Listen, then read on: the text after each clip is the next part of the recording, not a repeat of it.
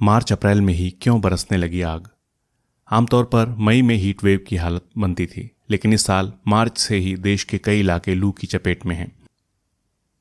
Ukraine में इतना बम मार दीहिन कि गर्दा उड़ गया। गर्मी जौन इतनी पड़त बाय और काहे पड़त बाय। इससे मिलती जुलती बतकही आपने भी सुनी देखी होगी हाल के दिनों में। सब अपनी अपनी बुद्धि लड़ा रहे हैं ये समझने में कि इतनी ज़्यादा गर्मी क्यों पड़ रही है। इस साल मार्च में ही गर्मी शबाब पर आ गई और लू भी चलने लगी। यहाँ तक कि जम्मू कश्मीर और हिमाचल प्रदेश में भी कई जगहों पर टेम्परेचर बढ़ गया। इस साल का मार्च महीना 1901 के बाद का सबसे गर्म मार्च रहा। भारतीय मौसम विभाग ने अनुमान जताया है कि आने वाले कुछ दिनों में उत्तर पश्चिमी और मध्य भारत में तापमान 2 से 4 डिग्री सेल्सियस और बढ़ सकता है। दिल्ली में अधिकतम तापमान 44 डिग्री सेल्सियस तक जा सकता है।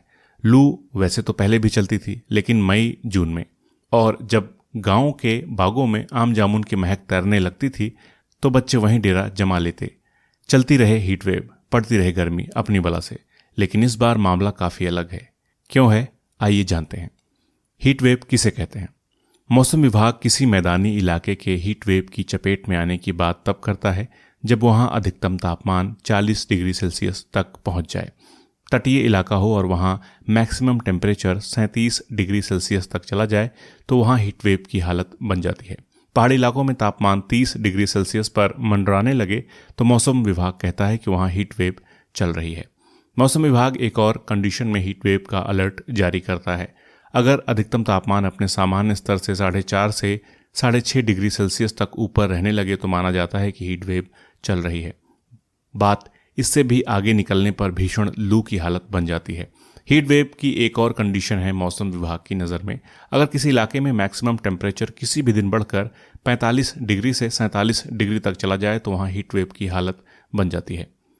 क्या वजहें हैं हीट वेव की?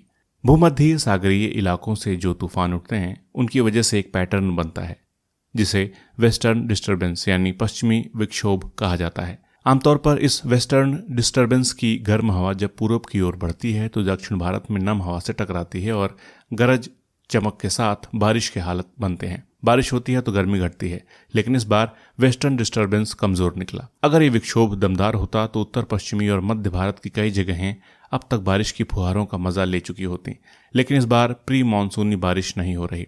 मार्च से कम 5 बार वेस्टर्न डिस्टर्बेंस के पैटर्न बने, लेकिन इनमें से 3 बेहद कमजोर रहे और कोई असर डाले बिना देश के उत्तरी इलाकों से निकल गए।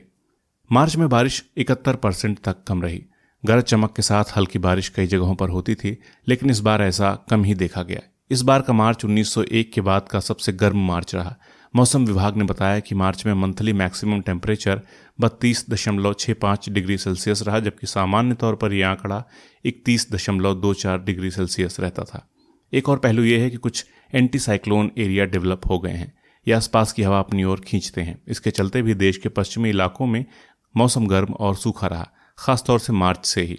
इन सब के साथ ग्लोबल वार्मिंग का पहलू तो है ही। इसके चलते हीट वेव का दौर एक तो पहले ही शुरू हो गया और हो सकता है कि लंबा भी चले।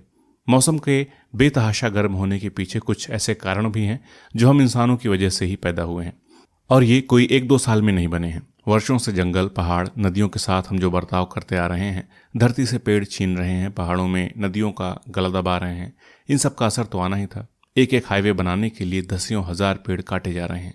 वे पेड़ कोई एक दिन में तैयार हुए नहीं थे। अगर नियमों का पालन करते हुए दूसरी जगहों पर उतने ही पौधे लगा भी दिए जाएं, उनकी देखभाल भी की जाए, तो भी उन्हें पेड़ बनने में कई साल लगने वाले हैं। और फिर जहां उन्हें काट दिया गया वहां के एनवायरनमेंट का तो सत्यानाश करने में एक कदम और बढ़ा ही दिया गया। कंक्रीट के जंगलों और सड़कों की भी गर्मी बढ़ाने में रोल है। गर्मी उनके दायरे में एक तरह से फंस जाती है, जल्दी से फैल नहीं पाती। ऐसे में वहाँ की हवा और गर्म हो जाती है। इस बढ़ती गर्मी में वेट बल्ब टेम्परेचर जैसी हालत न बन जाए, इसका भी ध्यान रखना होगा। कई जगहों पर गर्मी कुछ कम भले हो, लेकिन ह्यूमिडिटी बढ़ने पर उतना ही तापमान जानलेवा बन सकता है।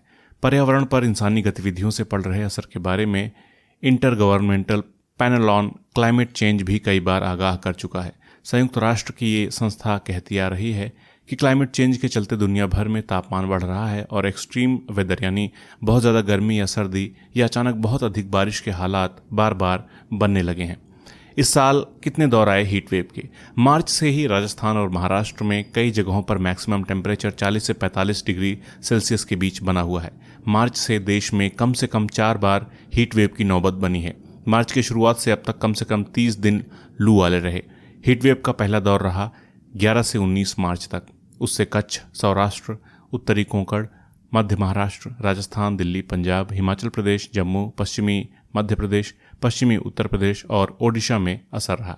हीट वेव का दूसरा दौर 27 मार्च से शुरू हुआ और 11 से 12 अप्रैल तक रहा। पहले दौर की चपेट में आने वालों के अलावा इस दौर में उत्तराखंड, झारखंड, छत्तीसगढ़, रायलसीमा और पूर्वी मध्य प्रदेश भी आ गए, यानी उत्तरी, पश्चिमी और मध्य भारत के बड़े हिस्से पर हीट वेव की मार पड़ी। हीट वेव का तीसरा दौर शुरू हुआ 16-17 अप्रैल से 20-21 अप्रैल तक। दिल्ली, राजस्थान, पूर्वी उत्तर प्रदेश, बिहार और विदर्भ में इसका असर दिखा।